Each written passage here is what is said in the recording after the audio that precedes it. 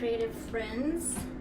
I'm Shannon from Shannon Studio, and I am on the train, and I have the train all to myself. I'm just going to show you. Isn't that weird? It doesn't leave for another 15 minutes. So I figured we have 15 minutes. Let's go ahead. Oh, there's kind of a scary little thing behind me with the baby. Anyways, so I'm trying to block that. Okay, anyways, so yesterday we talked about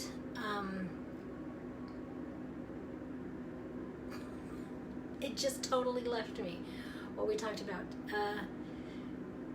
Okay, this kind of goes with it. It'll come to me what we talked about yesterday. So the Swedish, I went to another cafe today, and I also went to TGI Fridays because they have those here in Sweden. And so, I was kind of comparing the two. I love TGI Fridays. They had ribs, their lunch ribs, and they were great, and it was delicious, and I just loved it because we did a date day. We don't do date nights anymore because we just kind of don't have the time with having to go get a babysitter an hour away, return the babysitter, that's 2 hours, then we'd have to go, it's just, it's a total hassle not being well established here. So we've gone to day dates. And TGI Fridays, we had a great time and everything. Then then I went to the cafe to do some work, and on the cafe, it's just a totally different feel. There's couches, there's low lights, there's candles, there's flowers. It's all about the comfort. It's all about savoring the moment. And that's what I was going to talk about today is to savor the moment. Hey, Trisha. So savoring the moment. Here's a quote from The How of Happiness by Sonja. Lyubomirsky. I murder names.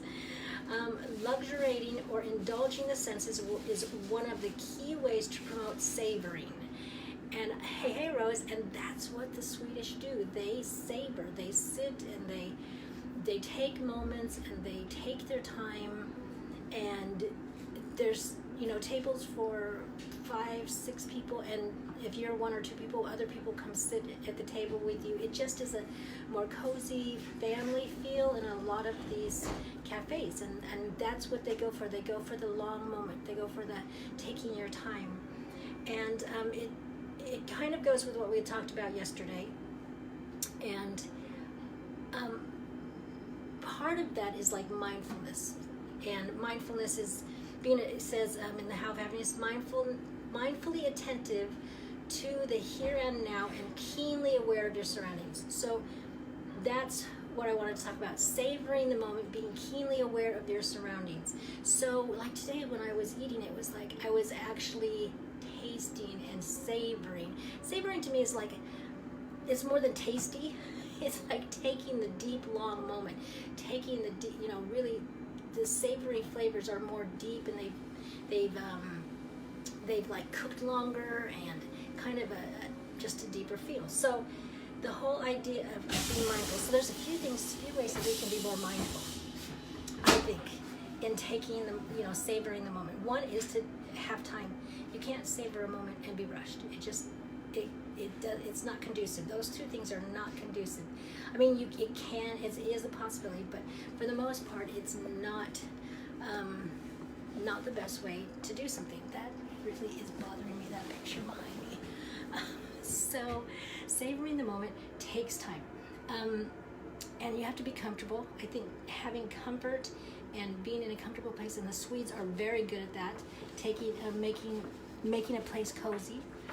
And you would not believe they would have the fire. Well, Trisha, you ought to know, firefighters and everybody would be crazed with all the open, exposed, lit candles in this place everywhere. Cafes, businesses, library, everywhere are lit candles.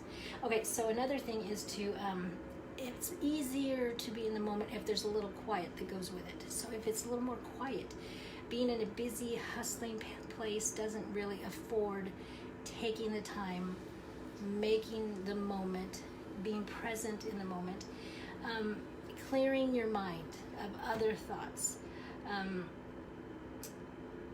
Steve Jobs said that's when your intuition starts to blossom and you start to see things more clearly and be in the present moment.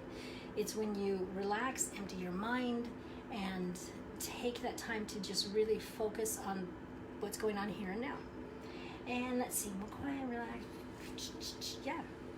And so when you are thinking about it, to be mindful, maybe today take the time to, like if you're eating, be present eating. Actually stop and look at the food.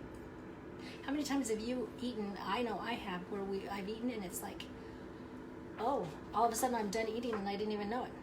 Yeah, because it's just like we go on automatic. And part of creativity is to be able to understand the moment, see the moment, be open to the moment, be present in the moment. So if you're eating, you're talking, you're reading, you're drinking, just take some extra time. Not all the time.